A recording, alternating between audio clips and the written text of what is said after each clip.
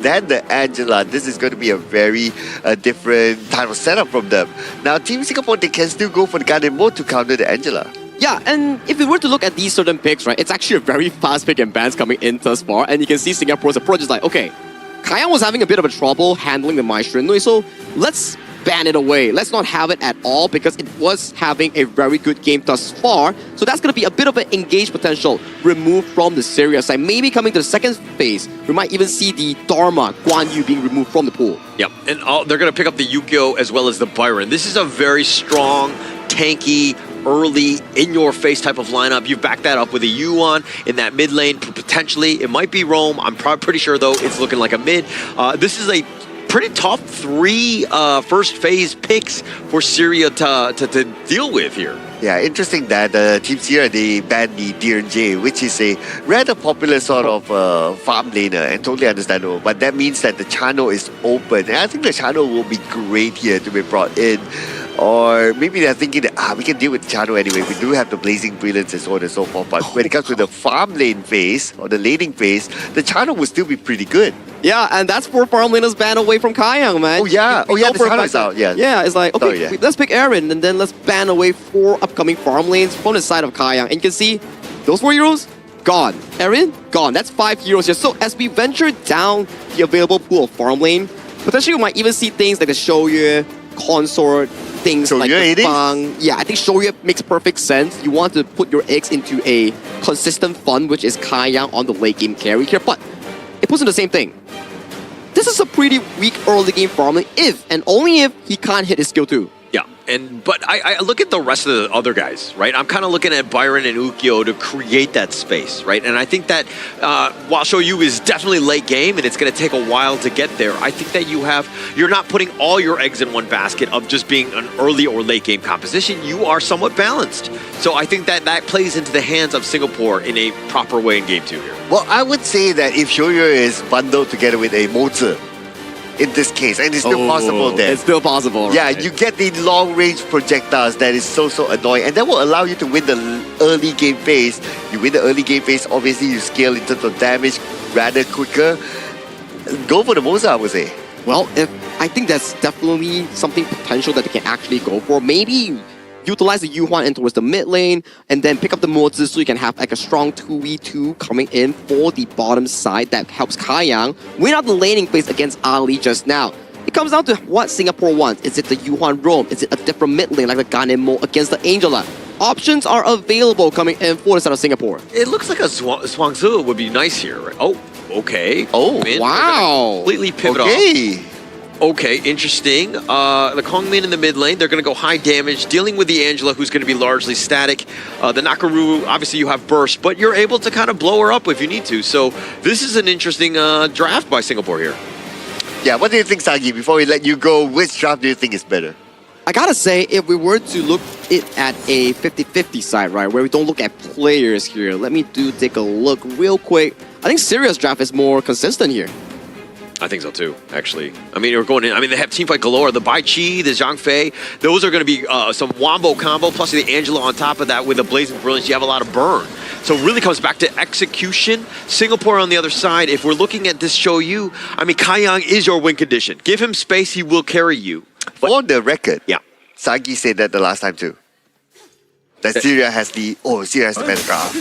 It's okay. Nobody's keeping score unless we're talking about the number 67. Oh, okay. That's the number, right, to keep track of. Okay. Okay, I'll keep an eye on the next one then. But anyway, I would have liked the Moza combo together with the Soyu, though, because it's so annoying. 2 projectiles, and also you don't have the Arlie on the other side to negate all those projectiles. But okay, they went for this instead. Let's see how it turns out for their strategy. Yeah, and look at how Singapore right now on the they have to dodge the Chaos Cinder. Well, what? Okay, that's 2 Chaos Cinders dodge back to back though. I mean, but there's still, it's about this, the Firehawk more than anything else. I think Singapore, as long as they don't, it doesn't look like Abdulaziz got any sort of value out of that. They didn't get a kill, they didn't get the Firehawk. He's just moseying on his way back to the mid lane. Oh, but look at what's happening at the top though. Pasha opening up the space, he sees the blue buff being taken and they will jump in to try to get that one. Ammar is pretty low on health and Yihui gets the first strike. Abdulaziz trades it back by taking it down, so it's a 1-for-1 for now. Pasha kind of low, but he is the Baichi. Yeah, I love the way that they engage there in Singapore. I mean, they were looking to be aggressive. They took 3 members, understanding that, hey, they're going to be weak in other lanes. It happened to be the bottom. Abdulaziz rotates all the way down there and actually made it back somehow to have some sort of an impact in that team fight. But Singapore came out on top. Oh, snipe or miss. Okay, but that's the scary part, right? If you're going up against the Shoyu, right? It's like, okay, you can see that line and it kind of gives you that anxiety of like, okay, will it hit onto me? Will it not hit onto me? So you're always thinking about dodging that line. Yeah, man, I hate lines, don't you? Oh, yeah, I do. So don't cross the line.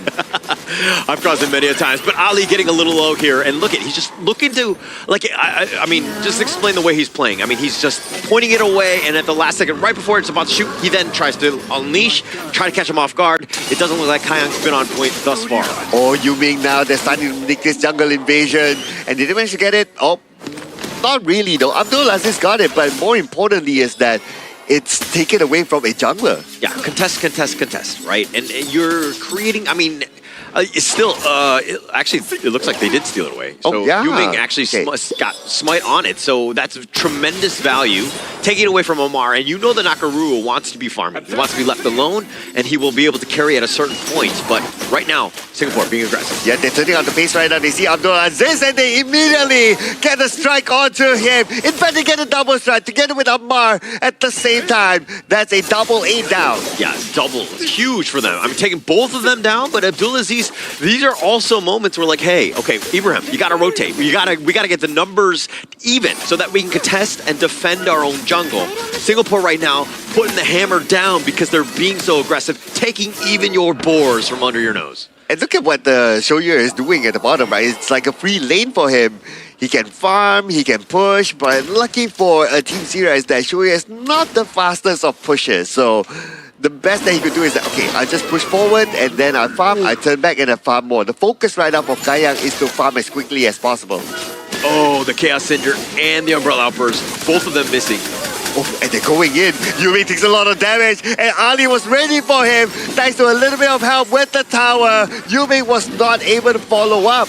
Yeah, Yuming, not the greatest of decisions. I mean, Ibrahim had just missed his Umbrella Outburst. He was still in Ferali form, so he was going to be tanky enough to take on any sort of assault. So Yuming, again, I think it was more of like, hey, I feel great. We feel like we're ahead. Let's try to force something. And again, Yuming with a bit of a mistake there. Okay, and why Kaiyang channels his snipe from behind before he moves in front, right? Is because he doesn't want to allow his opponent to see that line. Because as an opposing side, you still can see that line whether it's aimed at you or not. So he wants to have that element of surprise to like, okay, I channel it and I turn around, I straight on snipe without giving that space for his opponent to just to react to it. Yeah, but now it looks like all 5 members here just to take down their tyrant. We were like, okay, you have to defend. And they're like, okay, let's just call the village over, making sure that we do secure this and take it away. Because Singapore had done such an aggressive move throughout this entire game that they're up about 3.5 at this point. Oh yeah, that's a really good point, right? Like they're up so far right now. It's a big gap. And they're looking at Bashar. Bashar underneath the tower, he's still okay. Ibrahim waiting at the side. He does have the Umbrella Outburst, but they're not going to pursue. So this is a big problem. When you've lost that bottom T1, now it looks like Ali not comfortable. He's going to be taking the mid lane, so somebody else is going to struggle. Oh no, Weekend walked into the brush at the wrong timing and he got deleted. Yeah, wrong neighborhood, wrong time. You know, I think that Weekend just thought he was going to be safe in that river, but in this mid lane. Okay, Ibrahim with the Umbrella Outburst managed to pull it off just in time to shoo away his opponent and at the same time take down the tower. That was an Umbrella Outburst used at the right timing. Yeah, so they got the kill from Weecat, and then they continued on. Ibrahim with a nice Umbrella Outburst for that control onto Yuming, turned it into a mid T1. Great team fight by Syria, and that will help them bounce back into this game. Oof. And now for Team Singapore, they seem to be... Okay, they do have a good advantage, but when it comes to that momentum of winning grounds or winning the jungle, winning that space, they they don't seem to really have that control. Not yet, not yet. I mean, Singapore, they have the advantage, so now they're being aggressive. Oh, okay, speaking of aggressive right now, Blazing Brilliance all the way to the back will show off Kayang. Kayang will not be part of this fight for now. And without the damage dealer Kayang, Team Singapore, the best they could do is to try to contest this buff. Yeah, and winning strategy is going to be used as well. A little bit of a stun here, but going on. And Bashar, 50% of health left, and Bashar takes a lot of damage, but they will ignore Bashar for now. They will focus onto the buff, and that's what Team Singapore wants. They were still being aggressive, right? Even with Kayang so low, and I think initially, let's just back up a little bit here, because Kayang, he was actually the forward guy. He thought he was going to be safe stealth. Once he got called out, he was so low, I was thinking, okay, Singapore can't fight, especially with Kayang as low as they were, but Singapore like, no, we're still strong, We're going to take the Azure Golem, we're going to fight for it. And then everybody stuck around, and then just at the very end, nice little team fight, they got the pick, and of course, they got that blue. Yeah, I thought they would turn back as well after they don't have Kayang together with them.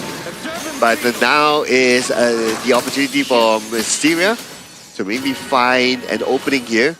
Try to jump onto Team Singapore, but Team Singapore, they realize that, okay, there's too many on the other side. Let's rotate down. Yeah, and also at the same time, this skirmish in the mid lane is a little bit of just not the real assault that they wanted. The space was pushing in the top lane. Amar rotates. The bottom lane was going to be open as well, and that was the actual push. Okay, checking the brush. That's okay. It's going to be Yanzi. But they have to be careful of the Nakaruru behind, but they got Bashar! Now the Nakaruru has to back off. No under tag there except for Ibrahim, and now Ibrahim is receiving damage. He does have the Unbridled Outburst though. He has to keep it for the right timing. Yeah, opens it up. I mean, Yuhei caught out Bashar. He was all by himself. And when you know that winning strategy is coming and you have no friends nearby, that is a lonely and depressing time where somebody can't come and save you. And Speaking from experience, by the way. Oh, okay, yeah. Don't worry, I'll always be there to save you. The bodyguard? No. Okay, let's leave the singing to far out. Anyway, so right now we get... Okay, he's safe for now. Team Singapore, they're spreading out. They're not looking for a team fight because they know in 20 more seconds the Tyrant is up. And that's the big piece, right? I think the way that Singapore are moving across the map, putting, again, the top T2 just barely hanging on, but it's all about this big Tyrant here and then the Shadow Tyrant later. But again, it's about kind of funneling him and forcing them back. Okay, they managed to get Yumi, but can they delete him in time? Yes, they will. Amar will target him down. Crucial in the shade. Onto Yumi, but can Team Singapore trade it off? A couple of players from Team Syria, they're kind of low though, but Team Singapore, without Yumi, they cannot follow through. I mean, they don't have the catch. And this is the thing about the Syria lineup, is their team fight is legit.